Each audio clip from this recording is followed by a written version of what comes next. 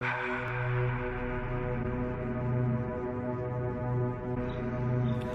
is 5-time ROH World Tag Team Champion, the Zombie Princess Jimmy Jacobs, and I want you to listen to the source of all things Ring of Honor, the Honor Society, only on the Turnbuckle Tavern. And hey, I'm a princess. I always get what I want.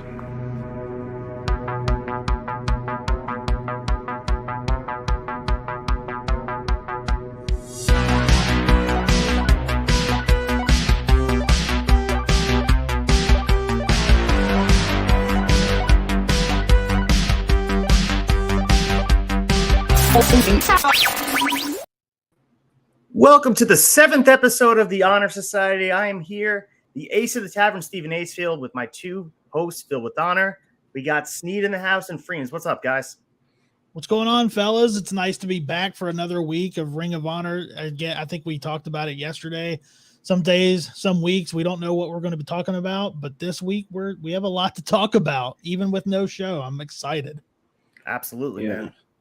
Luckily, Tony Khan keeps feeding us. Yeah. So we pray to the altar of Khan. Yeah. It seems like they are on Wednesdays by Mondays. I think I was talking about this on the AEW wrap-up show last night. There's some days where we have no news, and then it all unfolds in the days leading up to our show. It's like Tony Khan is just getting ready for the Honor Society for us. It's awesome. Tony knows what's up, man. He knows what we're here for. He knows why we're here.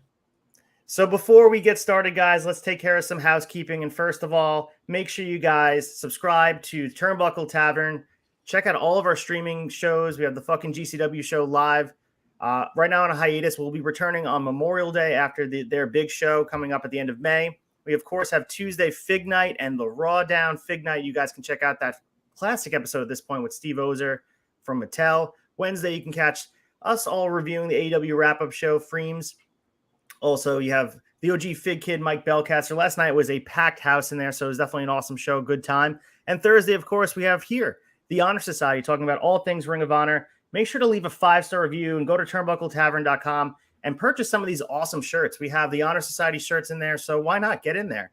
Get the Honor Society shirt, the President Sneed shirt. We referenced it last night. We talked about that Freem shirt. There it is. Go out and get it. The Freems, extra creamy. Come out and get it. Knee pad down like Minoru Suzuki, hanging brain. Get that shirt too. Hollernet, you know one of us is going down with it. It's probably going to be me. I haven't gotten it yet. So go out there and get it, guys. And of course, last thing I want to hype, because on the flagship show, we had our first taste of the hotline, 304-404-2004. Hear your messages played on the flagship show. We had two messages played today on the Thursday show, and that was the first taste of it. It was awesome. So great job, guys. Great job. Too bad, Chads. Hey, and if you don't hear your message one week, keep waiting, because we're going to play them. We want to bank them up a little bit just in case there's a week we don't have a message or something like that. Now, if it's something that's, time sensitive or something, we'll probably play it. But keep sending those messages. It's so much fun to listen to. Whatever you want to say to us, crank call us, give us, tell us we suck, tell us we're awesome, talk some shit about Hawk. I mean, we love that. I did enjoy the guy calling in. I forget the guy's name, calling in about Hawk and not enjoying women's wrestling. That was a great call from that guy. He was spot on. Yeah, it was Bill Matthews was the guy that called. Straight from the heart of Alabama. No idea who the guy. I love it when we get calls from people we have no idea who it is. Because you expect to hear from your friends, you expect to hear from people but when you have a message from somebody that you have no idea who it is, and especially to give a take on Hawk like that, beautiful. And you know what? I have to give Hawk some credit. That rebuttal he had, he said, I'll give you some homework. You have to watch a full WNBA game. And, I want to see if the guy ever calls back. I have to hear what he has to say. This feud is the long-term storytelling that WWE's not even giving us. Yeah, this is the feud that we need. All right, guys, you guys ready to get into it? Talk some Ring of Honor. Sorry for getting into this 15 minutes late, guys. We apologize, but we do have a jam-packed show for you, so stay with us the whole time and enjoy the content here. So let's get right into it. We have the new Ring of Honor logo, and of course, it is not colored, but we do have Ring of Honor filing a trademark to term Ring of Honor and a potential new logo, as you see in front of you for the promotion on May 6th. The image features the letters ROH inside a rectangular shape with points in the middle. Color right now is not claimed as a feature of the mark. I'm sure we can guess it's going to be red and black unless they're changing the full color. Maybe they want to go Honor Society, a little black and gold. Let's start with you, Freems. Thoughts on the logo? I know I posted a funny meme about the logo and how it got a little bit more simple over time. You said you had a hot take on this. Take the floor here. My take is it's the second best logo Ring of Honor's ever had. And the current logo is not my favorite logo. The current logo just reminds me of Sinclair Broadcasting. Yeah. So this one actually kind of looks more like my favorite logo, which is the second logo. I'm glad that logo's still in the belts, by the way, like the blocky ROH logo. If you look at the tag team belts, it's still on that. I think that's absolutely awesome. And they chose to use the world title with the old logo as well. They got rid of that Bandito title, and you can tell a rebranding was in the works. So, Snee, what about you? Do you think this is a good change and you like the logo? I do like the logo. I definitely want to see it with the color added to it. It's going to have to grow a little bit, but it was the same thing with the Double or Nothing logo when they came out with that. It had no color to it, and I kind of felt the same way. Like, I liked it, but I wanted to see what they were going to do with it. Once you see the full Double or Nothing logo, it was awesome. I have no doubt that they're not going to produce a good logo with this too, because I like the lettering on it.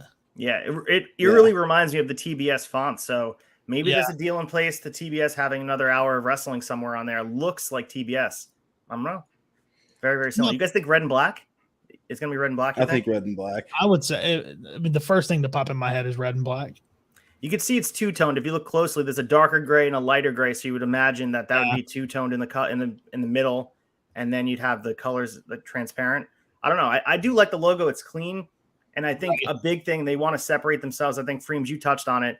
Getting away from that Sinclair cloud that was hanging over them and completely starting new and keeping a touch of the history, because that old logo with the block letters that Gresham's carrying around and even the pure title that Wheeler Yuda's carrying around, that is, you want to stay in touch with that, but you want to move away from that, I guess, like I said, the black cloud of Sinclair. You want to reestablish yourself. Right. Any other thoughts on the logo, guys? I mean, this was pretty big news that dropped here, but maybe it makes us feel like TV is coming, right? If they're having a logo and they're getting ready for branding. It's all in the works. It's all happening. The phrase "it's all happening." It's all coming together. I think the last piece of it that we're going to get is the TV deal. Yeah, absolutely. And I'm hoping, and we'll talk a little bit more about where the presentation would be like. And we've seen Ring of Honor and spits and spurts on Dynamite and also on Rampage. But we'll get into more conversation, go on to the show, because there is stuff about presentation of Ring of Honor. But the next thing I want to talk about, and Chad, you brought this up on the flagship show the other day, and this was just like a question that came up in my mind. We have the question of Luchasaurus here, and obviously we are moving towards a Jungle Boy split from Jurassic Express. Whether he's the bad guy or he's the good guy remains to be seen.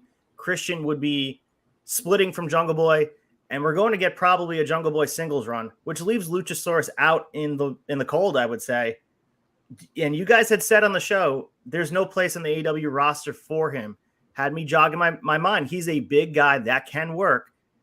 Do you think he has a spot in the Ring of Honor roster? Or do you think it's just sort of not what they want as far as main eventer goes? Yeah, I mean, I think there's a spot for him. The guy can work.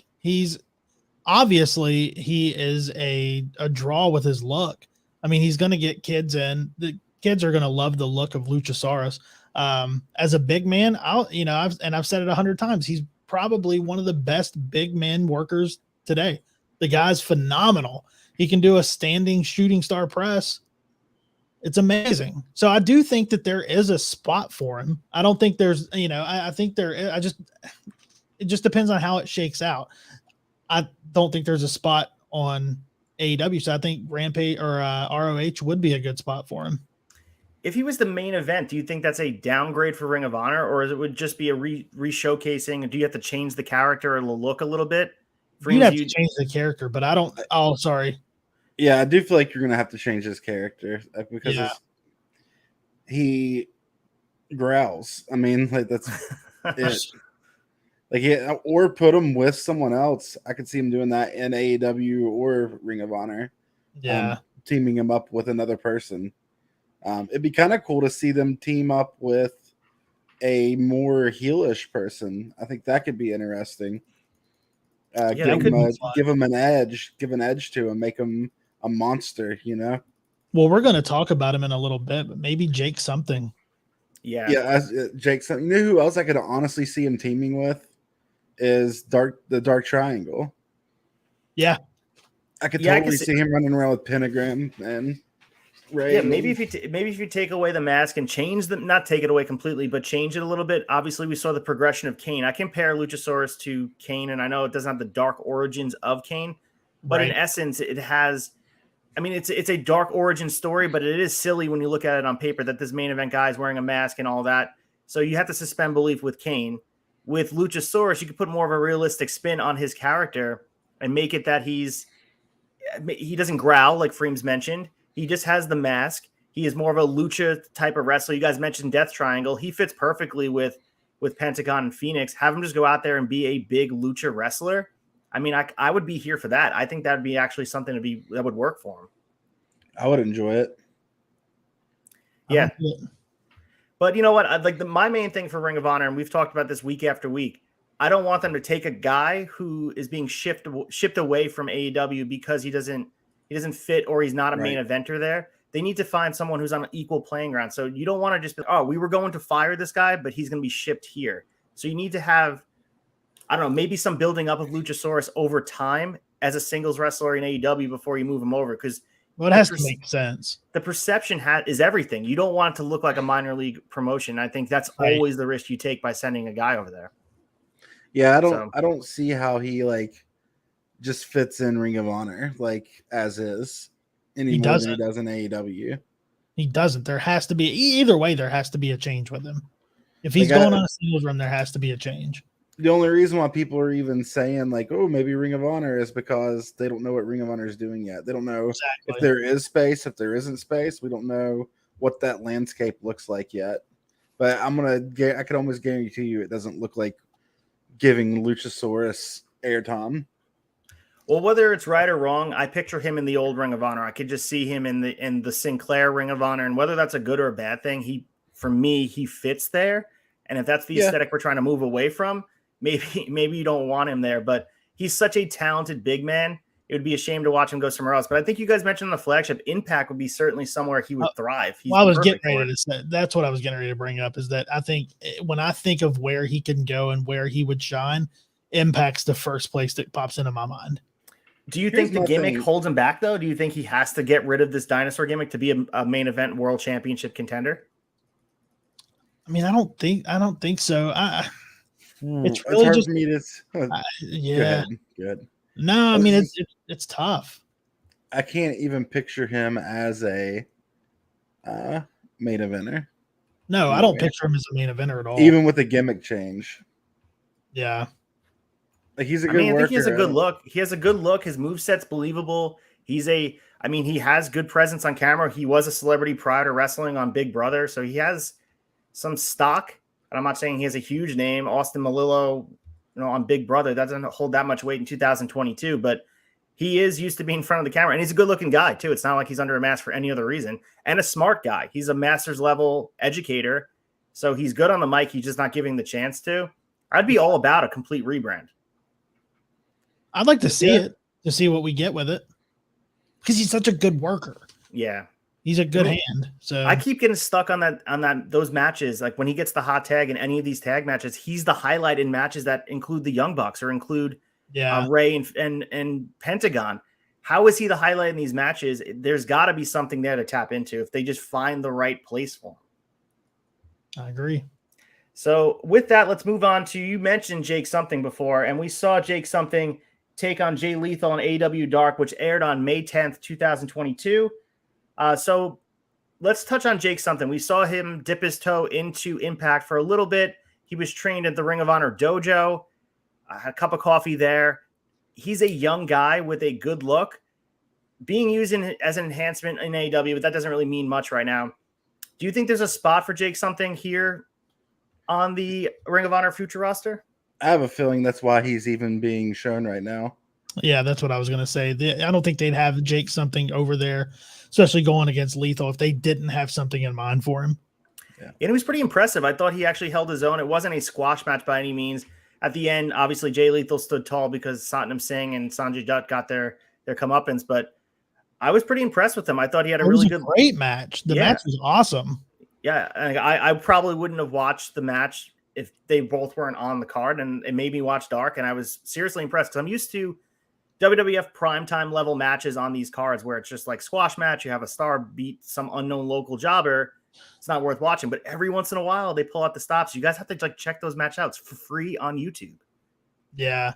Yeah. I mean, anymore, like now you're getting, I think that you're going to start seeing more of that. People that they're possibly going to have a spot for in Ring of Honor coming over and having matches on Dark. Yeah. And so we also have Jay Lethal who competed in this match, and we see him on Dynamite and Rampage every once in a while. He'll wrestle. He'll also be in segments. Jay Lethal's place in the Ring of Honor card is pretty established. I think you just put him right into the main event. His feud right now is going to carry over with Joe. I think they're going to put that on hold until they have a television deal. Yeah. They keep dropping hints and all that. Jay Lethal, for me, he's a guy you build around, right? We talk about this every week. I think you're building around him, right? Absolutely. Yeah, you're definitely building around Jay Lethal. I'm just not enjoying his character right now. But yeah, I mean, that doesn't mean you don't build around them. Doesn't mean like stuff's not going to change. Do you not enjoy the Satnam Singh part of it, or just like the heel character he's playing, or you just think it's not hitting right now? Yeah, it's not doing it for me. Like I don't feel like I'm getting like Ring of Honor heel Jay Lethal. I feel like I'm getting TNA Impact heel Jay Lethal.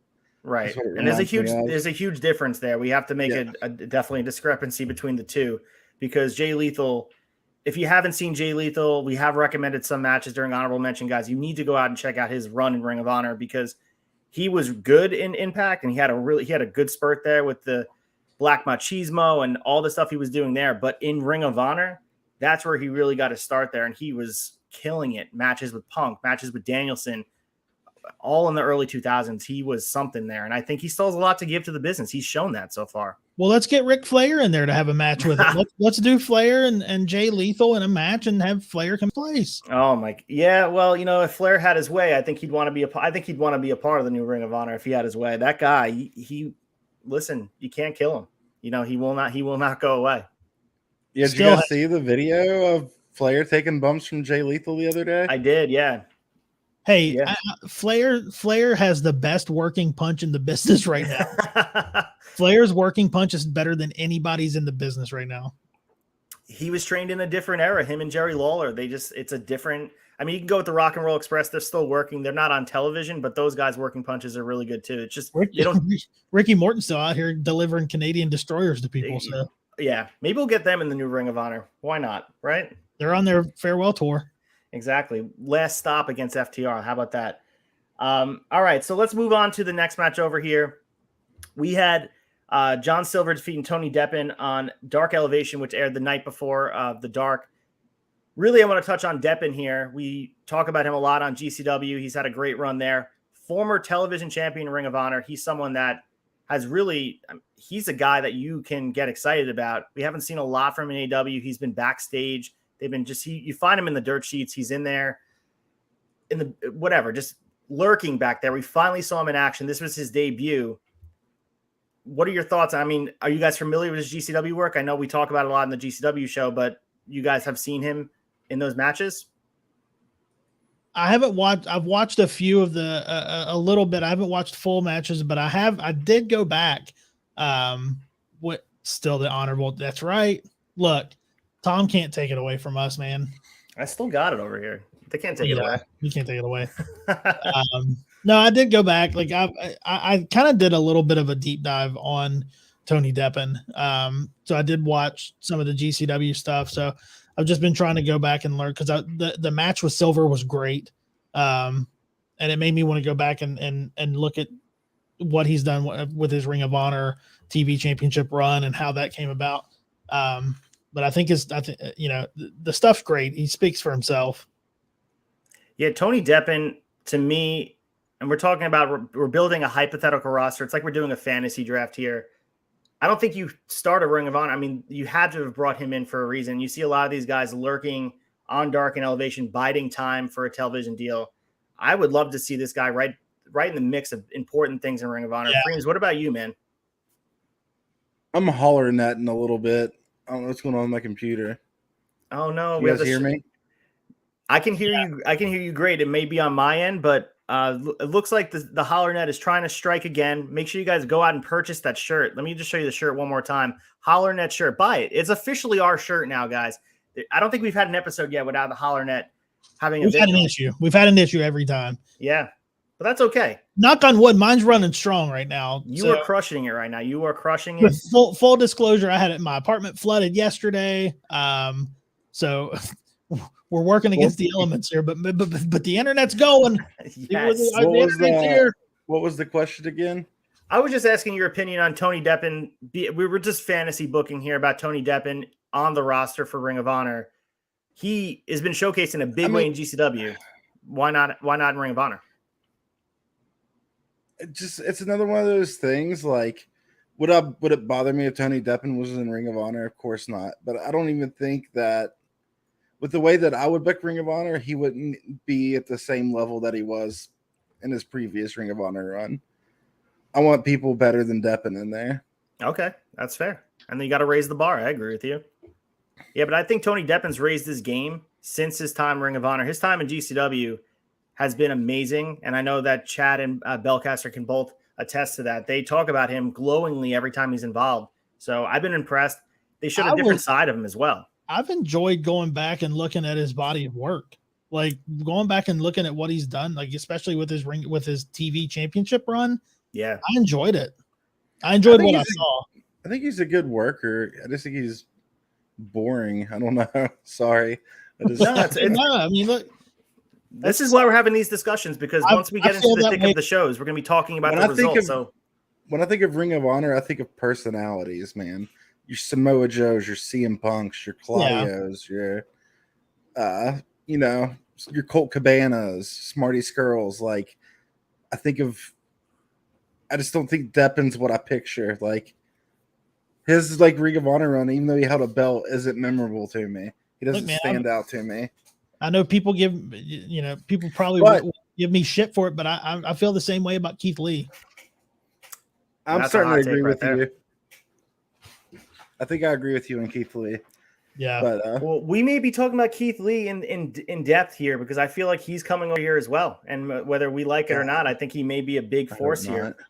I'm just saying. Please no. If anybody out there is watching that has any say, I don't know but just don't bring Keith Lee over, please. You don't want to bring Keith Lee over. Don't let him be the person that beats Samoa Joe.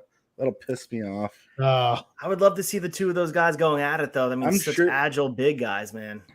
I'm fine seeing them go at it, but if Keith Lee takes the belt off Joe, I'm gonna be pissed. Or if he takes the belt off Gresham, I'm gonna be pissed. That's how I feel about Keith Lee. I don't know.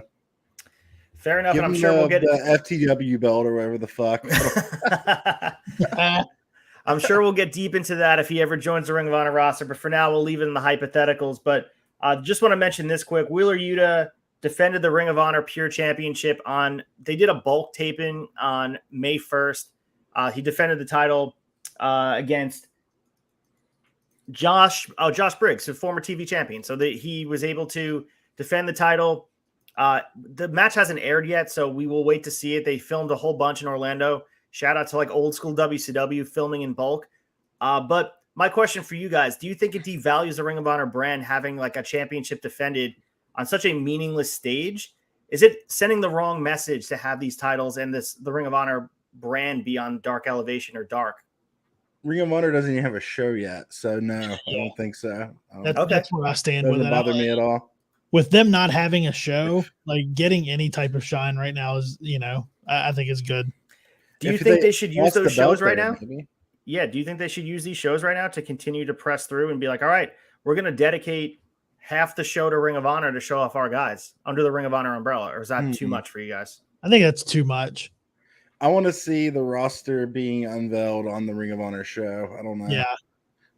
I think it's good that we're getting sprinkles of it because it's letting us know it's there. But I don't want to see story play out here. I don't want to see roster play out here. I want to see it kept in our minds that things are happening, but I want to see everything play out when Ring of Honor gets a show. Yeah, I'm cool with them like kind of keeping a story going on AEW. Sprinkle it in, like keep us hooked. Yeah. But don't give us I don't want to see a dedication to it right now on AEW. Yeah, like nothing on nothing on the mat or something like that. I get it. Yeah. I also feel like we're gonna have a show fairly soon. I mean, the deal was just recently finalized, like I wouldn't be surprised if I don't know. I'm basing this off of absolutely nothing. I wouldn't be surprised if we have a show, at least announcement, within a month. Yeah, I would say that too. I mean, because you got to think Double or Nothing happened in 2019 and we didn't have any TV for AEW until the fall. So this was from May to, I think, September. I wouldn't be surprised if we get an announcement at Double or Nothing. It would be a good place to do it, honestly. Yeah. Lots of eyes on there. And yeah, we talked every episode so far about where we would like it to go. I think we all just agree we want it done in a spot where people can consume it. It can't be hidden on some app with bulk things involved, and you have to have a meaningful TV show to build the brand. You can't just throw matches together from a whole bunch of different places. They have to take the playbook that Sinclair had, throw it out, piss on it, and then burn it, because they have to do completely something different. And it's in good hands. Tony Khan, we talked about it before at the top of the show. He's someone who can be trusted, and this seems like he's taking in his hands as his baby. He wants it to succeed. So it's going to be carefully unrolled and unveiled in a way that's smart, Right. I agree. So finally, before we move over to the scoop, I wanted to talk about this piece of news as well. So back in 2017, there was this piece in the Observer about just the plans that the Hardys and the Bucks had. We obviously got that match prior to WrestleMania of that year. And BT was built around, right now, the last episode was built around the setup for the Bucks and the Hardys, which may or may not be coming up at Double or Nothing. We don't know. But they said that if they weren't coming to WWE, they were set to have a huge feud. And both teams were about to work in both shows, Ring of Honor and Impact, and be feuding over both platforms. So at the time, the idea was to do a months-long feud to win Ring of Honor and TNA, where the Hardys would win the ROH tag titles and the Bucks would win the TNA tag titles. But when the Hardys and Ed Norton of TNA had problems and couldn't come to any money agreement, the Hardys agreed to go to WWE, and it never happened. They said they wanted those young Bucks back, and it turned to something hilarious as the Hardys noted that all teams they lost to kept bouncing back. So this is something quick. I didn't think it was justified put it in the scoop. It seemed like we got that one-off match between the Hardys as that classic right before they went to have their WrestleMania moment. But it seems like we could have gotten an extended version of the Hardys and the Bucks throughout Ring of Honor and Impact, sort of an introduction to the Forbidden Door that we're seeing today. Yeah. Yeah, I mean, it's crazy how things can and do play out. Yeah. So, listen, would things have changed if the Hardys have stayed in Ring of Honor or signed with TNA full-time? Would Ring of Honor still be here? Maybe, maybe not. But that's all conjecture. That's all sort of butterfly effect type of conversation. But it's just interesting to think about because Ring of Honor was at the doorstep of what AEW created. You go all the way back to the super show they did with New Japan. They were right there. Tony Khan was in attendance. It's almost like he got the idea from that show, that it showed it was possible to run MSG, run big venues that you're not WWE, but you still can compete. Ring of Honor had every tool in their tool belt to do this, and they didn't pull it off. And I feel like that was just another fine example of not pulling the trigger, not getting it done, not doing the things necessary to compete on a large stage, and then continuing to leave Ring of Honor being a distant third, not even a close to being a second, where AEW is now.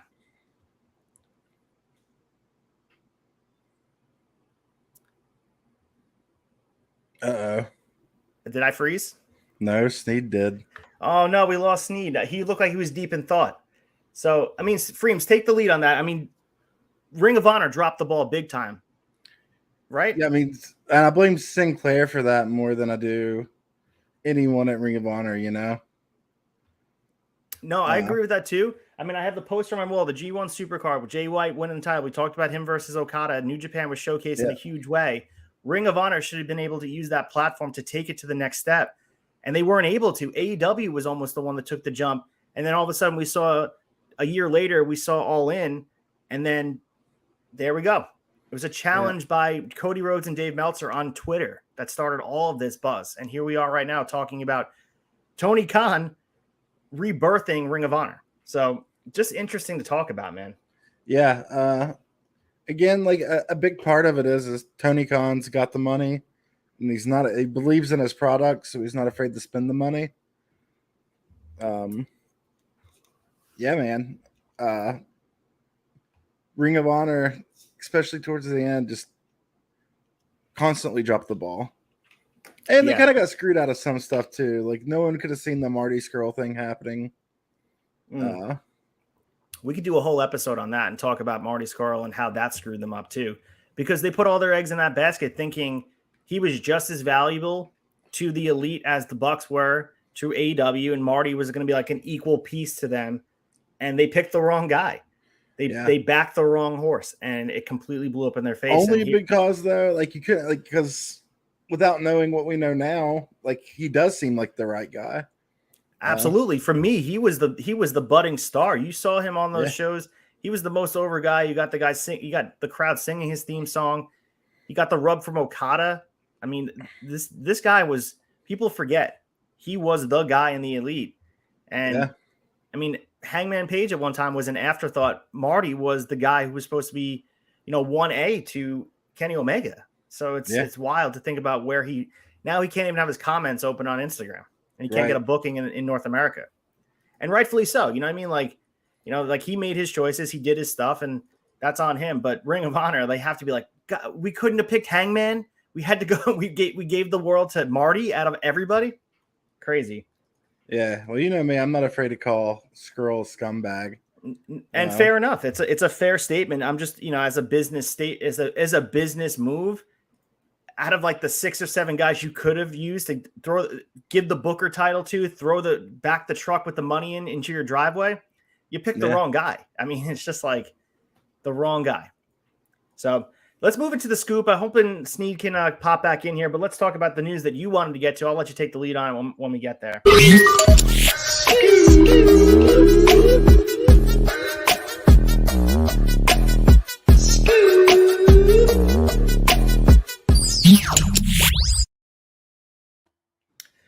All right, so in the scoop section, we are going to be talking about the news, and I know we talked about some hot button topics in the beginning of the show, but this is just straight news here. And the first I want to start with is it appears that Colt Cabana has been removed quietly from the Dark Order. The Dark Order, Stu Grayson's now gone, and they're starting to move apart the stable. It's not as prominent as it was. Colt Cabana has not appeared on TV with them in many weeks. They even appeared during the Hangman segment 2 weeks ago, and Punk was in the ring. Colt Cabana not there, so that might have been something to it. But yeah, they're moving him away. So my question to you, Freems, as we talk about Colt Cabana and his legacy here, what do you think, man? I think, is he main event level talent, or do you keep him in the mid card for Ring of Honor, or do you just put the booking reins on him and say like, all right, let's get the old Colt Cabana back. Let's get a rebirth. I think we're not going to see him on a main event level. I really don't think that. As much as I'd love to see that, just because I'm a huge Colt Cabana fan, I do think he'll be, mid card, and I also think we'll see him in the announcer booth a lot, like we did, towards the end of Ring of Honor this last time he was there. But no, I don't see him going for titles and stuff. I don't even think he wants that.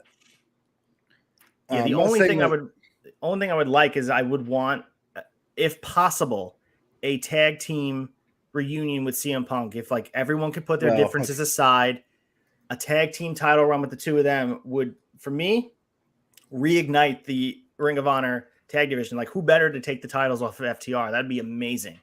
Yeah, man. Of course, I would love to see that. Like, I don't see it happening, but the classic "never say never." As we welcome Sneed back into the room. Sneed, the holler neck got you, but you're back. We're just talking about Colt Cabana being removed from the Dark Order quietly. They didn't have a breakup. They didn't take him out. He's just disappearing. Meltzer did note in the newsletter, and Fightful did confirm it, that he will be remained under contract and moved over to Ring of Honor. And Freems, you mentioned it, probably as someone who on commentary, potentially on being in the back, providing guidance to people, being a mentor because he has the experience, maybe even producing matches. Mm-hmm. But Sneed, for you, is there a room on the card for him to be a main player? I'm not saying be world champion. I did ask Freems that question, but do you want him involved physically in matches in Ring of Honor? I don't know, man. I love Colt Cabana. I would like to see him involved. I don't know how much, but I would like to see him kind of take on. I do like the commentary role. I would like to see him, but I definitely want to see him involved. Yeah. I want to see him in matches still. I'm not saying I don't want to see him. Yeah, I still want to see him in matches. Yeah, I mean, he goes out there every once in a while, similar to Dustin Rhodes. He goes out there and has a banger. And I think if you give him on the right circumstances, he can go out there and make a really young guy look really good. You talk about Tony Deppen, put him in the ring with Colt Cabana. You can really bring out the highlights of who he is, not only in the ring, but personality-wise too, because Colt Cabana is a guy who can read the crowd. He's been doing this for 25 years. So it's not like, and he's been in WWE. I know it wasn't a fruitful run for him as Scotty Goldman, but he has been on the really big stage. He's able to do that type of wrestling and also work and know what it's like to work an indie schedule as well. So he has kind of a taste of both worlds. I just feel like out of all like the old school Ring of Honor guys, Colt Cabana is the quintessential Ring of Honor guy. Yeah. Yeah. He was with them for such a long time throughout his 25 years. Yeah, and I think also, too, I would love to see the presentation be brought back with potentially the theme song, if they can get the rights to it. That'd be amazing. I would love to see that as well, because that would, to me, that was the highlight of watching him come out, singing the theme song, and everyone's getting involved. And I love that Punk run. I love what they did with him and Punk. I felt like it was something special, more so than things we've seen from Colt Cabana and any other era of his career. So that's just my opinion. Yeah. No, absolutely. Man, just think the thought of him and CM Punk getting back together would be, it just doesn't seem likely, but God, that would be so cool. It's just the fact they kept them so far apart at this point. It feels like it's never going to happen. And right. I know they're both professionals, but they can both be professional and choose not to work with each other.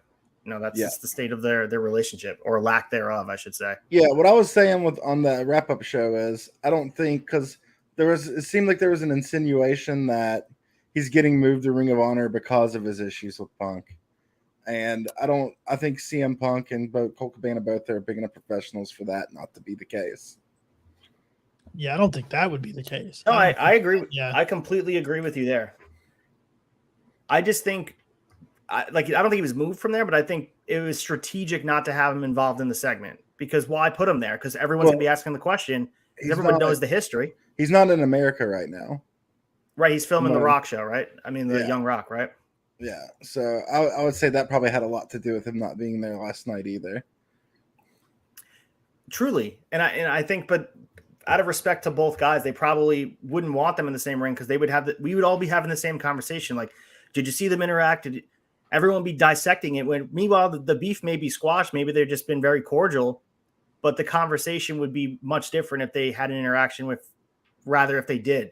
You know what I mean? Like, instead of having them have it, what's the point? Unless they're going to have a program together, what's the point of even having them anywhere near each other? Yeah. That's my thought on it. Yeah.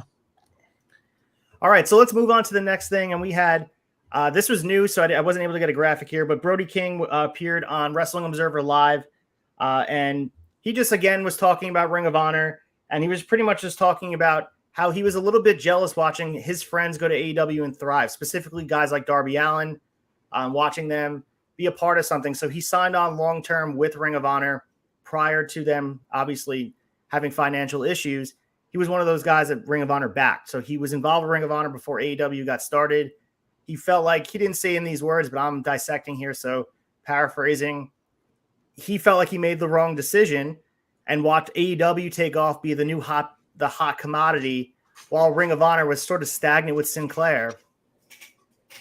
to hear him say that and be as transparent, as honest as possible, I think it's worth going back and listen. It's a 30-minute interview with Denise Salcedo. Great interview. Brody was transparent, and I thought he really touched on the issues that were faced in Ring of Honor. Guys were just not motivated to be there because they felt like the writing was on the wall. It was going under. Yeah. I mean, I imagine it's pretty tough to be motivated to be somewhere when you're not even being talked to about your contract. Yeah. And you're being shown as basically filler in between infomercials. Yeah, I mean, truly.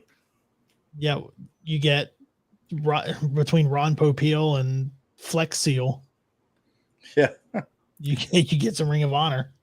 And it feels like when you're watching your friends do that, because like we talked about, the wrestling world is very small. I think on the debate, we did mention this, and not to give too much away from the debate that was filmed the other day, but we did talk about Andrade and Charlotte having conversation with each other in their house, whether they're in bed or in the kitchen. They're talking about their jobs, and it's hard not to let it bleed into each other and feel like a little bit of jealousy or admiration for your peers that are doing something that you're not doing, and you feel like you sign on a dead end. I mean, you can even talk about Roderick Strong, who decided to stay with NXT, and they gave him the diamond mine and said that this is for him, and now he's watching his friends have the time of their lives doing what he was doing with them, but he's not allowed to be there because he made the wrong choice for money or for creative.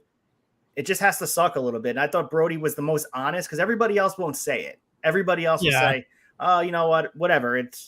I'm happy where I am. Even Roderick has not come out and said anything. This is all just hearsay. You have to know that Brody's the one guy speaking the voice for everybody else that feels the same. Yeah, it's nice to hear somebody give a real and honest take about it.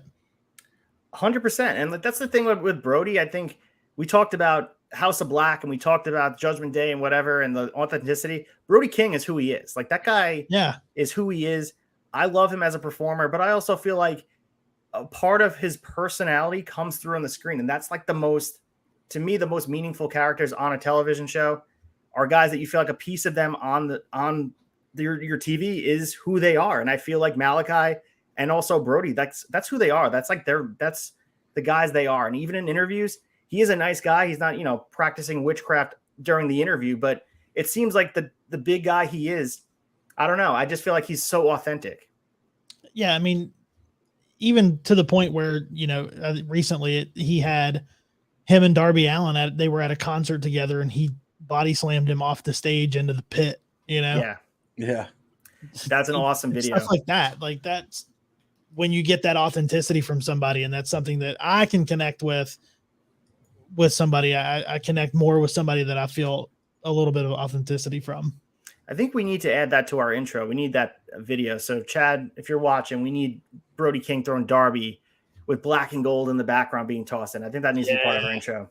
That'd be badass. All right, let's move on to the next piece here. And we have former Ring of Honor champion Bandito came out and talked about his future. He did an interview with the publication was called Catch World in France. And he did a show recently on the Indies in France, which is his first time in that country. He said now he'd be open to working with AEW since they own Ring of Honor and work with New Japan. But for now, he's 100% Indies. He said his 2 dream matches would be singles matches with Rey Mysterio and Tanahashi. And Rush started back this week working for Robles Promotions in Mexico. So 2 guys who were a big piece of Sinclair, ROH, not in the very recent past right now. The last person to hold the Ring of Honor Championship, Gresham, took it. Bandito looks like he's convinced he's going to try the independents, and he wants to be wooed. Doesn't look like he's coming to Ring of Honor full time, but maybe Tony Khan can throw some cash on him. Is it worth it to you guys? Yes. Yeah. Absolutely. I think it is. I love Bandito, man. Yeah, I mean, I think it's definitely worth it. I mean, look, I get it right now. The Indies are probably the hottest. They were the hottest they ever were before COVID, but with everything opening back up and all the releases, like, there's so much money to be made on the independent scene, working as your own boss. You're not answering to anybody. You can take any booking you want. You can take any money you want. Like, you are your own, you get out what you put in when you're in that position. But yeah. I do think that Bandito has a big place in Ring of Honor, and I think that there's money for him to be made there. And I think they should maybe open up the pocketbook a little bit to maybe entice him to come over. Yeah, and thinking about it too, we were talking about Luchasaurus earlier. Imagine like what someone like Luchasaurus could benefit by working with someone like Bandito. Holy shit! Oh yeah, Could you imagine that tag team? Oh If that man, was a tag team. Yeah, that my would be God. awesome. I didn't even That could think about possibly end up being one of my favorite tag teams if they did that. that. Would be awesome. I didn't even think about that. That would be great. Yeah. I think Yeah. And we have the fraud from the road on the show needs more Judgment Day. Excuse me, mods, ban that guy. We got to get him out of here. Get him out of here. But I agree, man. I think Bandito definitely has a spot on the roster. He does remind me of Luchasaurus. Like if Luchasaurus, like they really complement each other well. They're both big guys, sneaky, agile for their size. Bandito mastered that style, and maybe in Probably Luchasaurus has never come out and said it. Yeah, they're probably around the same age too. Yeah. Because But I think- Bandito's just been wrestling since he was 16. And what I would say is Luchasaurus probably is influenced heavily from Bandito. Has to be. Luchasaurus is that old? How old is he? I missed that part. He's almost 40. He's Oh, wow. 37 years old. He's 10 years older than Bandito. That's crazy because Bandito was he's 27, right? Yeah, he's 27. Wow. I'm over here like, yeah, look at this Luchasaurus kid. He's going places. Oh, shit. Well, 40 is the new 30, so I think we're all good, man. Yeah, he's going to his 20-year high school reunion. Yeah. That's crazy. I would be definitely all about that Bandito and Luchasaurus tag team. But for me, to touch on what you said, Sneed, about the indies, I think we have guys that are prioritizing the indies. You look at Brian Myers, who refused to sign with Impact again because he thinks there's more money to be made as an independent promoter of yourself. Go into anywhere you want, go to different territories, but also pop in and out of, if you want to go to Impact, you want to go to AEW. We've seen AEW take guys that don't have contracts and work matches. They get offered contracts. I mean, Ricky Stark's debut in AEW was not under contract. Same thing with Eddie Kingston. We also see guys like Warhorse wrestling AEW. Yeah. We also so in Impact they have guys that come in and out as well. So there's a market for these guys, and I think what's really good for the wrestlers, obviously they're not unionized, but having this ability to create leverage for yourself, where you're like, you know what, I don't need a contract from anybody. If you want me, come get me, come pay me. But I'm going to work wherever I want. I'm going to go to GCW. I'm going to go to AAA. I'm going to go to CMLL. I'm going to go to Mexico. I'm going to do whatever I want to do. And if you want to lock me down exclusively, come and get me. Back the truck up. Give me the money. But there are indie promotions too that are going to open up the bag for one night. Like that's the thing. Like you're looking at one night. I know around here there's promotion. Brian Myers has worked 4 or 5 different shows for one promotion around here, and I know they're paying him. I'm sure they're paying him good money, and this is for one-off, you know? Yeah, I mean, to give credit where it's due, Matt Cardona changed the game. That guy completely changed the game, and people owe a lot, independent wrestlers specifically, and fans owe a lot to Matt Cardona and what he brought. And this is not me as a major mark listening to the Major Wrestling Figure podcast. This is him and analyzing his career as it stands right now. He took a release, a bad thing that happened to him, and made it into gold. He turned himself into a golden goose shitting eggs that produces money. So he makes money while he's sleeping, and he's able to get booked, and he's a high priority for many different independents, and you can make a living like that clearly. And if he wants to settle down and be in a promotion and get full-time benefits, maybe that's the case for him. But it seems like for him, his brand fits going everywhere else. And I don't know if that's the same for Bandito, but if I'm Tony Khan, I'm going out there and wooing him with whether it be cash or creative or something, get him in. Yeah, I mean, your price tag, and that's the thing too with like Dark and Elevation and things like that. You know, we see, you know, back in the day, we didn't have, you know, you had those WWF primetime jobber matches, but those guys were just local talent and didn't make any. But now there are indie darlings out there that their price tag, when they show up and do one-offs on Dark or Elevation, their price tag goes up. Yeah, it's the next best thing to a union, really. I mean, because these guys have meaning. They're not just like, all right, here's $100. I don't know what the going cost is of enhancement talent, but I know it's probably more than when Brooklyn Brawler was doing it at MSG. Exactly. Just know that. So, yeah. And it's good for the wrestlers. I mean, the AEW has created it, and now Ring of Honor, they're creating a different culture for wrestlers where they're not doing the house shows. They're not working 1 million dates a year. They're saving their bodies, unless your name is Darby Allin. Everybody else is going out there, and there's less bumps on the bump card, and fans can enjoy these wrestlers longer in their career. We talked about Luchasaurus. He's 40 years old. We didn't even know that. You know what I mean? Like, he doesn't have that many bumps on his bump card, and we still see a guy like Sting able to do it because they're able to preserve his body and not, I guess, put too much damage on him and have him work house shows, Yeah, and Sting, Sting didn't go. Sting had years where he wasn't in a promotion. He kept True. himself up physically, but he didn't have that. He didn't have those years of abuse that some people have had. So he was able to keep himself healthy. 100%. So let's move on to the next story here. And just a quick thing. Samoa Joe almost didn't make it to Supercard of Honor. So Samoa Joe initially returned to the ring at Supercard of Honor, but he dealt with travel issues beforehand. Bad weather and plane problems almost saw him miss the show, and he detailed the journey. I thought this quote was really funny. So I know there was weather permitting jets to get to Tampa on time and a lot of mechanical issues on flights that went out. So I had to end up driving to Cross City, Florida, a small little rural town in the middle of Florida, to catch a private jet to get on the show. The best part was, as I arrived to the airport and I walked to this little office, this little man sitting behind the counter looked at me and I said, "Hey, man, I'm here. I've got a jet coming to pick me up." He said, "What time?" I said, "I think 7 o'clock." He said, "Well, we close at 6, man. I'll see what I can do." So that night, his big debut at Ring of Honor Supercard almost didn't happen. So I just thought it was a funny story. I mean, Tony Khan must have been like, looking at his watch, pacing, like, where is this guy? And he made it just in the nick of time. That's crazy, man. Crazy story, right? That's yeah.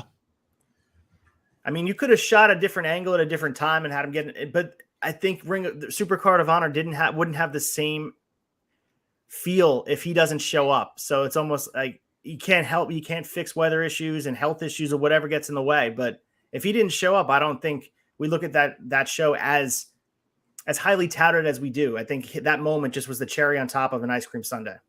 Yeah. If anything, I also feel like it would have hurt Samoa Joe's comeback more than I mean, it still hurt the show. It would have hurt the show regardless, but it would have hurt his comeback more. It would have made it less special to see him come back on AEW. Yeah, they probably would have been forced to do it, though, because if they have him in hand, it's like, we got to get him in the ring and working. And they had all these plans to launch the TV title, have him take it off Suzuki. And, if that didn't happen, it looks a lot different. But it's just funny because you always think about these wrestlers that they teleport to places. They're just here. And everything has to go right. Travel issues. They're all traveling in different ways. Some driving, some taking the plane. And even with sports, they all wind up in the same place at the same time. We take for granted that these travel issues do get in the way. They are people. Right. And it's weird to think about that. Some of these big matches that we look forward to, how many matches could have not happened because travel or weather or something could have prevented it. It's pretty wild to think about. Yeah. But anyway, that was just a funny little story here. And the final spot of the scoop, and this is just to talk about a recent signing here. We saw him debut with the Tully Blanchard Enterprises. Khan officially signs with AEW and Ring of Honor. So he's one half of the new tag team Gates of Agony with Toa Leona that made their debut at Ring of Honor Supercard of Honor. And he signed with both companies according to Fightful Select. So previous to the sale of Ring of Honor to Tony Khan, Khan had been part of the Shane Taylor promotion stable where he was 1/3 of the 6-man tag team champions, along with Taylor and former tag team partner Moses. They lost the titles to Vincent Bateman and Dutch at Final Battle, who are currently the champions, but we know those titles are defunct.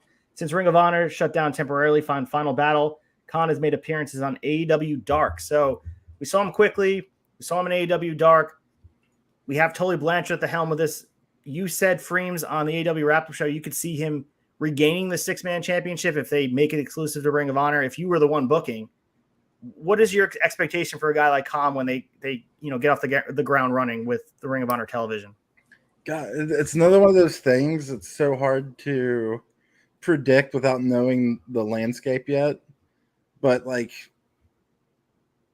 that group makes me feel like there's going to be the trios will be back. Yeah. It also opens up a storyline for the former trios champions to be like, hey, we never lost this, Yeah, if they can get the righteous back in hand, and I'm sure, all of them are working different spots. It doesn't have to be right off the bat, it could be whenever. Yeah, they're the rightful champions. They never lost. They won at Final Battle. And you can have Vincent come back. He's doing the Charles Manson gimmick on the Indies. I actually met him and I didn't know he was, I didn't know I would even be doing Honor Society unless I would have got him to do a little segment here and I talked to him for a while at Outlaw Wrestling. He wrestled with his tag partner, Beer Bruiser, and they were just talking about, his time in Ring of Honor. And I'm a big fan of his work. I love his look, and he talked about the origin of his character. He was a really nice guy, but I could totally see him coming back to Ring of Honor and playing a big part. Beer Bruiser was a fun interview to do too. I did see that you guys did him as well. He's a nice guy as well.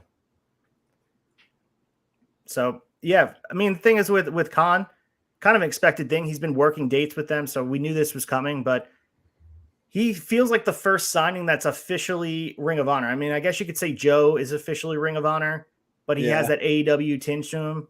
But Khan feels very exclusive to Ring of Honor, and they're going to wait to use him in a big way until they have a TV deal. Yeah, I can see that for sure. So do you think the trios, I mean, where does the trios title land? I mean, is it AEW? Is it ROH? What do you think, Frames? So what I would like to see is it be a Ring of Honor thing. That I said it on the wrap-up show last night a little bit. I would like to see it be a Ring of Honor thing that AEW trios can still go for. It's a good excuse to have like some of the AEW guys on the Ring of Honor show and not make it feel like even less like a developmental, you know? Yeah, I can see that. I agree with you, and I think that'd be awesome. I think the titles are coming to AEW. I think they would have brought them in at Super Card of Honor, but I mean, I would love it selfishly for the Honor Society. I would love it to be Ring of Honor exclusive and have those guys. How cool would it be to have Blackpool Combat Club coming into Ring of Honor to defend those titles whenever TV is there or whenever they have a big pay-per-view? Or also, you got Undisputed Era, you got the Elite. It'd be awesome to have them coming in and out. Yeah. But maybe for Tony Khan, the line would be too blurred there, that he doesn't want the line to be, I guess, too overlapped because he wants Ring of Honor to be its own entity. It's such a touchy thing, but I'd be all about that, Frames. I think it'd be cool. Another thing, too, you got to think about, I mentioned this last night as well. Another big reason why they might not have done it at Supercard is just how short a time that he said he had to book the show. Yeah. Yeah. It just seemed like it was intentional. And that might have just been me dissecting it and looking at it that way because they got they didn't have to have the women's championship on the card, but they made it a point to have it there because Deonna Purrazzo couldn't be there. Just because the 6-man guys couldn't be on it, they could have just debuted the titles and had 2 6-man teams debuting. But I think you're right. I mean, it's easier to do that with a 1-on-1 match than it is a 3-on-3 match too. Yeah, that's correct. You don't want to establish the division by throwing just 6 random guys in the ring and say, here, go for these titles. So it's a good point. We shall wait and see. I think as far as like what logo is going to be in the title, I think if a betting man would say AEW will be the logo on the titles, but where they're defended remains to be seen. And I think with the history and legacy of the 6-man titles being in Ring of Honor and such, it's cemented in Ring of Honor. I mean, they established it here in North America. WCW did it. We talked about it on the debate a little bit. WCW was the initial idea here for the 6-man titles. They gave up on it pretty quickly, but Ring of Honor was the one that really gave it a go and gave it some legs for a couple of years. So why not have them get a little taste of it, even if it has an AEW brand on it? So I'd be all about it. All right. So we also had former Ring of Honor COO Joe Koff took to his LinkedIn this week to mark the end of Ring of Honor under the Sinclair Broadcast Group. Thank God. So see this guy right here. This is your fearless leader, your former fearless leader here, Joe Koff. So he said Ring of Honor is now in the most capable hands of AEW, the brilliant Khan. He thanked Khan again and thanked others involved.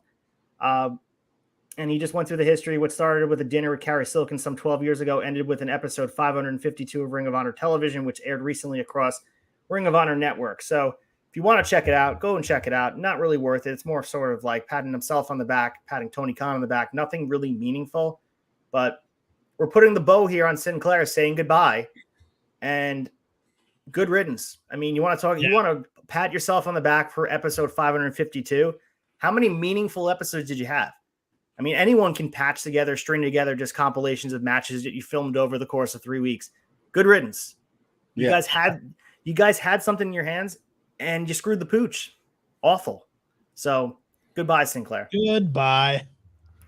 Grow up, Joe Koff. Grow up, bro. It's like you don't give a fuck, dude. Don't act like you give a fuck now.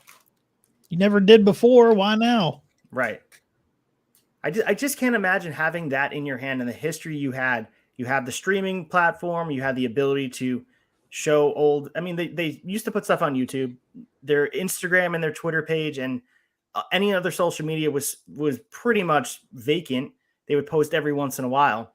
It was a ghost town. You had something in your hand, and like Tony Khan, he's done more for Ring of Honor in the past, I guess, 2 months than Sinclair did for a segmented time of 4 years, 5 years. Agreed. Joke off, more like jack off. Am I right? Yeah. Look at this guy. Good. Come on. You really can't blame him too much, I guess. Nah, like, he's just a lot of that falls on Sinclair. That dude does love wrestling, and Ring of Honor did do some good shit during that time period, as far as bringing in New Japan guys like the Bullet Club, like Kenny Omega, like that's where Marty Scurll came up from. Yeah. That's where you got Dalton Castle. Like there's a lot of he did good. He did pretty good as far as like the shows were great. It was the broadcasting that was terrible.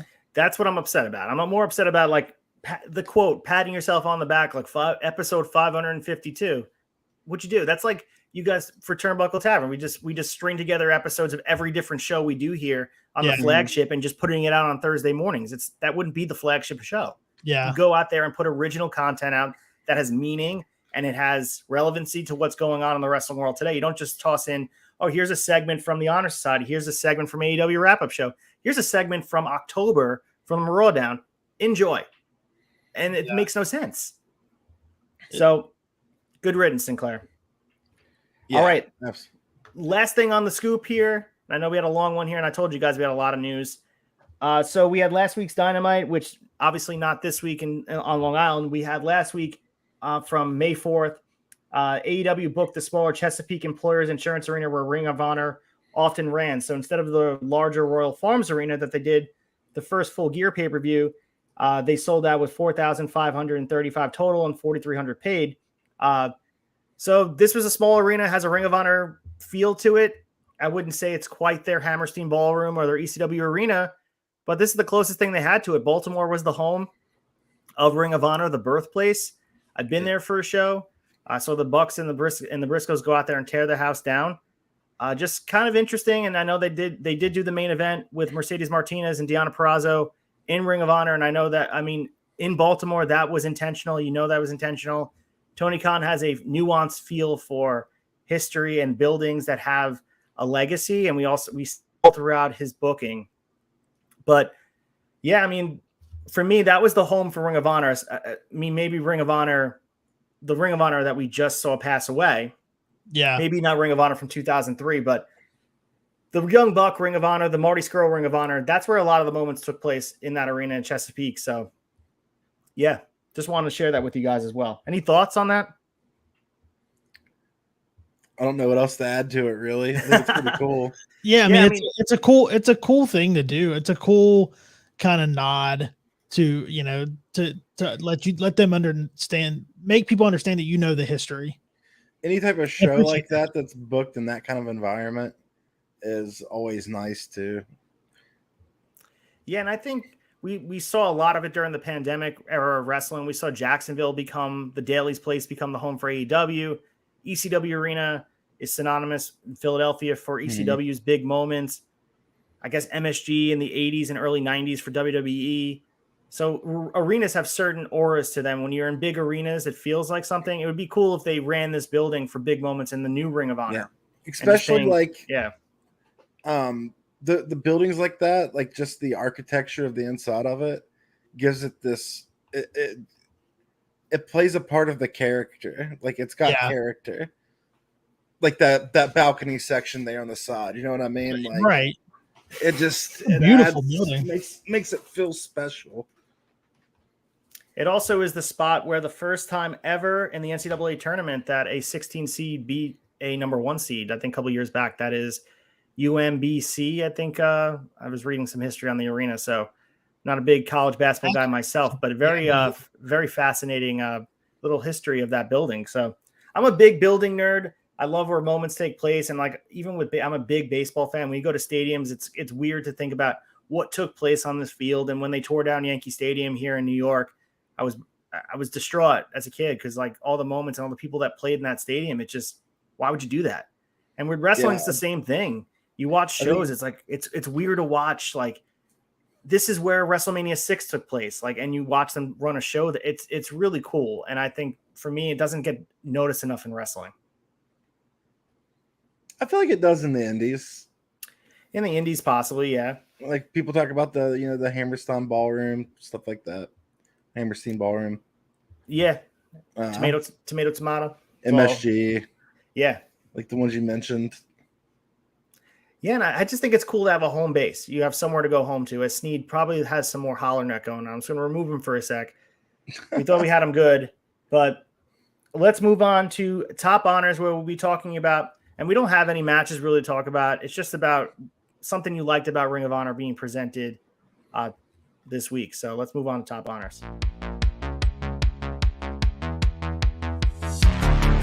Top honors.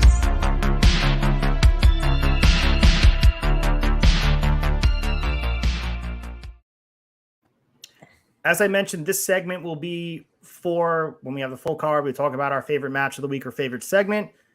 So I'm going to start here and just talk about my favorite moment of the week. I'm going to go back to the new logo. The fact that we got new branding feels like it's coming, feels like Ring of Honor is imminent. To me, this gets top honors. I thought they paid a good tribute to the old logo while having a nod to the future and having something new and fresh. It feels unique. I was poking fun at it on social media with that meme, but sometimes simple isn't bad, and I think part of the spirit of Ring of Honor has a lot of simplicity to it. And to me, I think they did a really good job, and I can't wait to see it colored. That's my top honor for sure. By you, Dreams. My top honor would be just the continuation of how they're booking Samoa Joe. He doesn't look weak at all. Like, he looks tough. He looks scary. As much as I'm been shitting on Jay Lethal, it is making Joe look good. He looks tough. I'm a huge Samoa Joe fan, so I feel like he's going to help carry that show early on in the beginning. You can tell that's the direction they're going with him. Yeah, and the thing that also stuck out to me was he's their mid-card champion, too, and he's being booked like a main eventer. Yeah. So we have Gresham, who is their world champion, but they're both being booked really strong when they're on the show.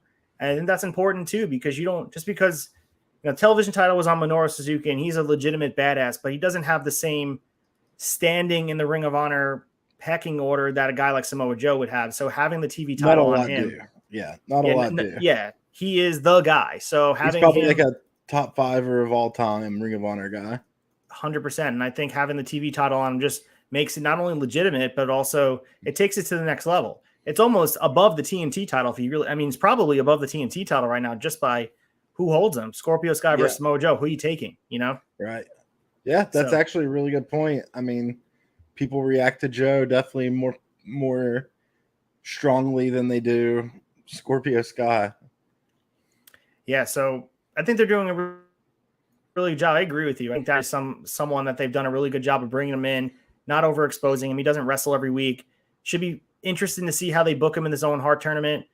I think the writing's on the wall to see Jay Lethal or Satnam Singh or Sanjay Dutt. Someone's costing him the match, and that's not a bad thing, because I've been very vocal about saying undefeated streaks are not always a good thing. You have to book around them. So once you get your first loss, it almost becomes easier to book because you're not thinking about who's getting the first win over you, or you're undefeated right now. We saw the same thing with Adam Cole. Him having the undefeated streak was almost a bad thing because it was like every match seemed like he had to win. Meanwhile, you had a book around him being undefeated. And once you get that first loss out of the way, it's like, let's just go to work from now. Yeah. Another thing, since we're waiting on Sneed anyways, and speaking of the Ring of Honor championships, Wheeler Yuta, he's not going to be a Ring of Honor guy. You don't think so? The way they're booking him right now, no way. I don't see him being a Ring of Honor guy. Actually, but also I don't see him losing the title anytime soon with the way they're booking him. So it's going to be interesting to see how that plays. I would love for him to be a Ring of Honor guy. He's one of my favorite wrestlers right now. But it kind of does make sense. Well, Bryan Danielson's a bit of a Ring of Honor legend within himself. Maybe even like number 1 or 2 Ring of Honor legends of all time. Yeah.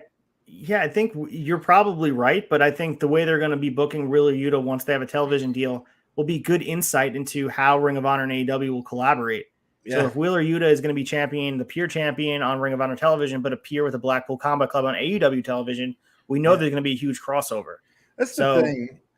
I don't want because we've had the discussions on the wrap up before about this. I don't want, obviously we've said it 100 times. I don't need to say it again, but I'm going to. We don't want Ring of Honor to be developmental for AEW, but I would not mind seeing mass collaboration between the two all the time. Right. Kind of how the 2001 Invasion probably should have been booked.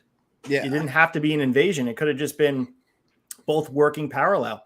How Raw and SmackDown function now, you almost have two competing brands that are just competitive. They're not trying to take another out. They're just existing next to each other in parallel universe on the same playing field. So yeah, I think that's the mistake that a lot of different companies make when they own two entities. You have two companies, I should say, that one always feels lesser. So you have to you're working from underneath to make Ring of Honor feel legitimate, because from the beginning, they're going to feel lesser than, and that has to be it. Almost like you have to have John Gresham go out there and like beat Hangman or something. And I'm not saying that they're going to do that, but that is like something super strong from the beginning. So Ring of Honor is not only on the same level playing field, but sometimes they're better. And I'm not sure if that's the move to make, but that's almost like what you have to do. So he doesn't have to beat Hangman, but could you imagine them doing something like, I mean, beating Hangman would do it, don't get me wrong, but going out there and beating Moxley, or going out there and beating Jericho, or, any of the bigger names. It doesn't have to be the champion that he beats to make him, give him legitness. No, I agree. I think that it's important, and how you introduce Ring of Honor to the casual fan is going to last with them. So how you introduce, and right now they're doing a great job with Joe and Wheeler and showing the titles. Even FTR, they're one of the hottest commodities on the show, not only in AEW but in wrestling, and they're carrying the Ring of Honor belts with the Ring of Honor logo on them. So by proxy, you're making them, they're carrying the brand in a strong way. But once you get a television deal, it has to be established from the beginning that AEW and Ring of Honor are on the same level playing field, and their world champion is on the same level playing field as Hangman.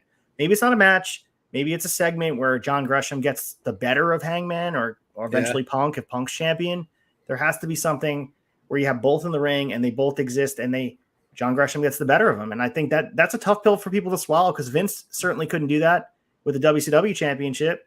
Tony Khan has to be willing to take the AEW title down a peg, or not even down a peg, just raise the Ring of Honor title back up. It's a cognitive shift. You have to think about it differently.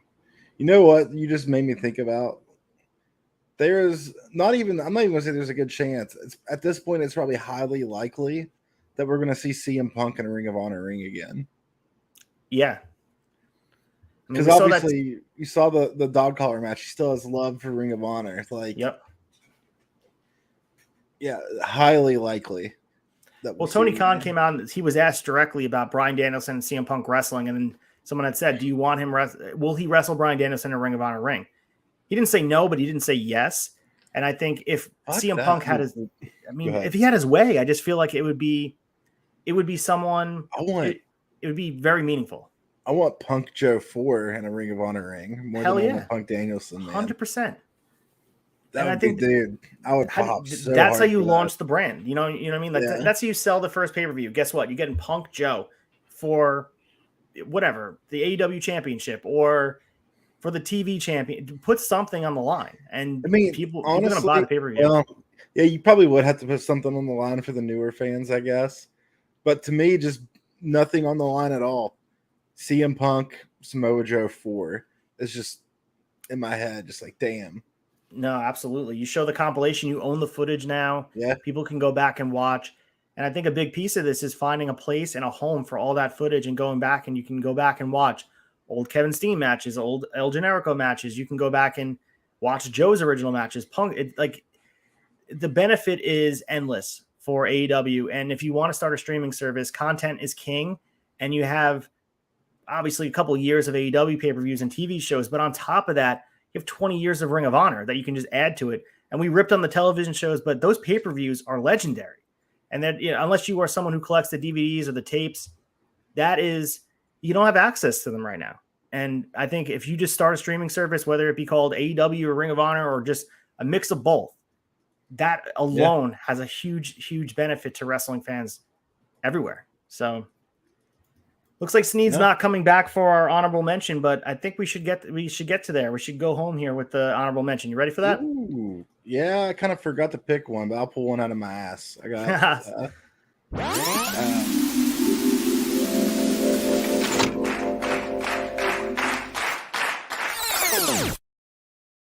All right, so this is the section we talk about matches we recommend for you. If you would like to go back and see the matches we have recommended since our first episode, this is obviously our 7th episode, as we said from the beginning. There have been a lot of matches picked. We've had some guests come on and pick matches, a lot of homework for you guys to do. So you can go in the Discord. Please join the Discord. Go to turnbuckletavern.com. I'll post a link on here. Come to turnbuckletavern.com. The first link at the top is the Discord. You guys can join it. Go to the Honor Society channel, and we post every week. I post not only the art of what we're doing here on the Honor Society, but also the table, neatly organized with the date and how you can find the match. And you guys can check out some of those matches we picked. So without further ado, I'm going to go into mine. And it may be sort of an unpopular match because of the man who's in it. But I thought this match was awesome. It's Austin Aries versus Nigel McGuinness from Ring of Honor Rising Above. And this is from 2007. So I know Austin Aries, the man right now, is listen, I mean, I'm a guy who can separate the art from the person. Yeah, he's a Ring of Honor legend. I mean, and his ability and his skill set in Ring of Honor has been absolutely, bar none, one of the best legacies in Ring of Honor. And I know he's sort of ruining, he's tarnishing it on the daily thanks to social media. He's one of the guys, if he didn't have social media, we wouldn't know the insight into what goes on in his brain, and we probably would look at his work much differently. But that being said, Nigel McGuinness was another guy who doesn't get the credit that is due. This match was hard-hitting. Austin Aries was flying all over the place, bumping for Nigel McGuinness.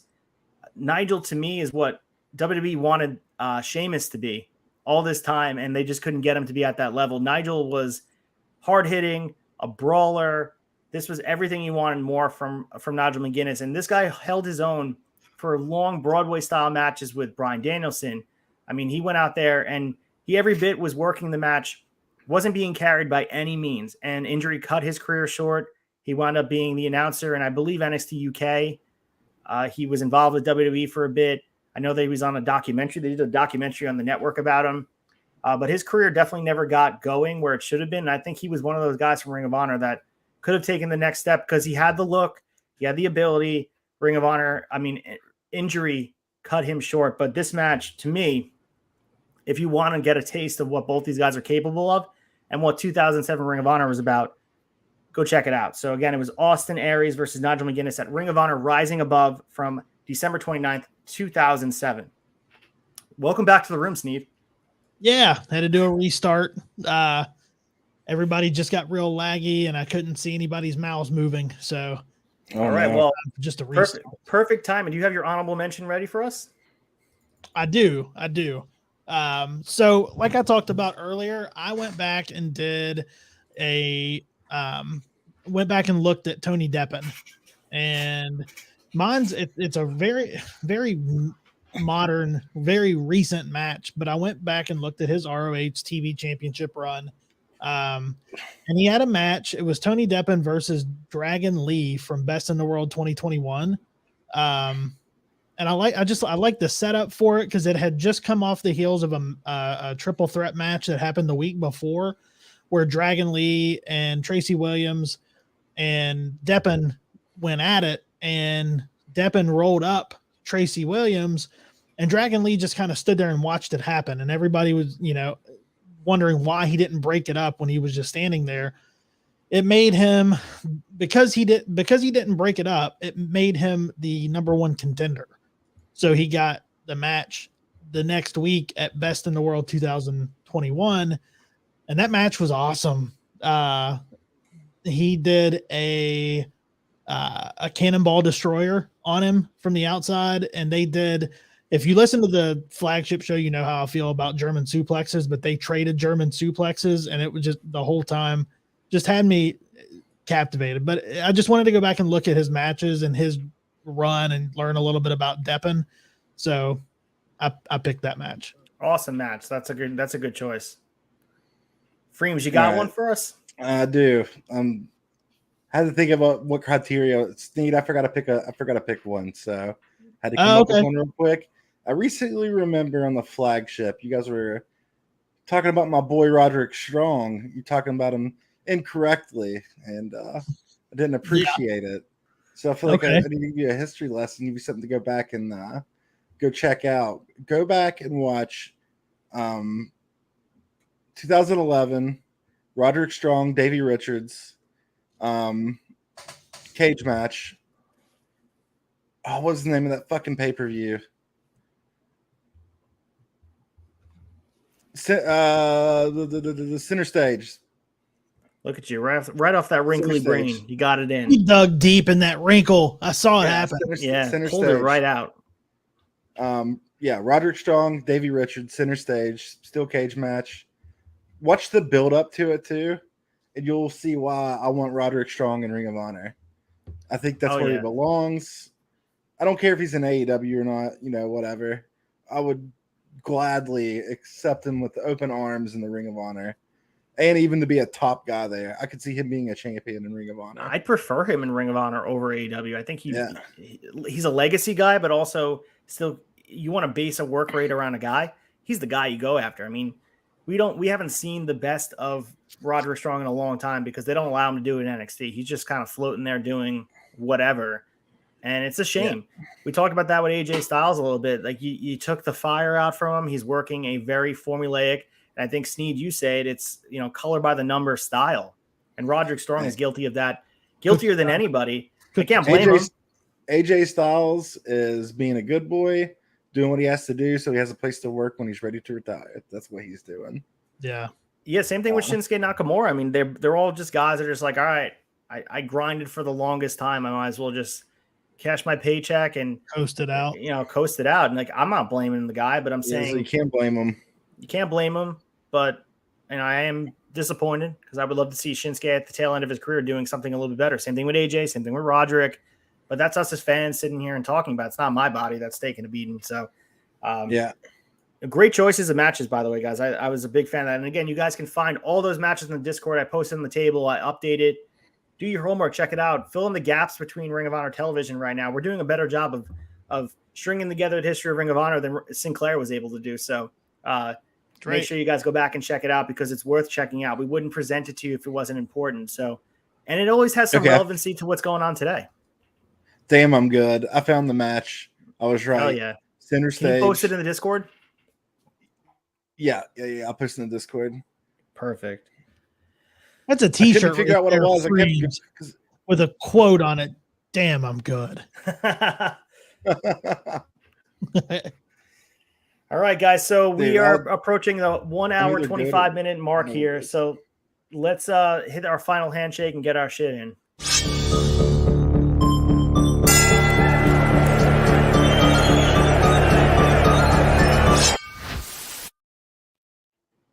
All right, so this is the part of the show where we just kind of remind you guys of some things you need to do. We did our, obviously, housekeeping in the beginning, but next week's show will be May, what's 7 days from now? May 19th at 7 p.m. May 19th. May 19th, 7 p.m. Eastern, Thursdays on YouTube, Facebook, Twitch, Twitter.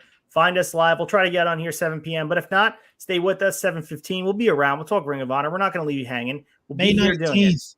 May 19th. It always reminds me of Kane's birthday. Oh, that's true. Yeah, it's See No Evil. See No Evil. You know what? Instead of the Honor Side, we're doing a See No Evil tribute episode. No, I'm joking. All right. So you guys, make sure that you guys like and subscribe. I'm just going to get some more shilling in and I'll let you guys get your own in. Make sure you guys follow the streaming schedule. As I mentioned before, the fucking GCW show is on hiatus until Memorial Day, but that's only in a few weeks. Go back and watch the history of what they've done before. Check out that Gringo Loco interview if you haven't checked it out. Tuesday Fig Night. Watch him every week on Tuesdays live, but don't forget to check out that Steve Ozer Mattel episode. That was awesome.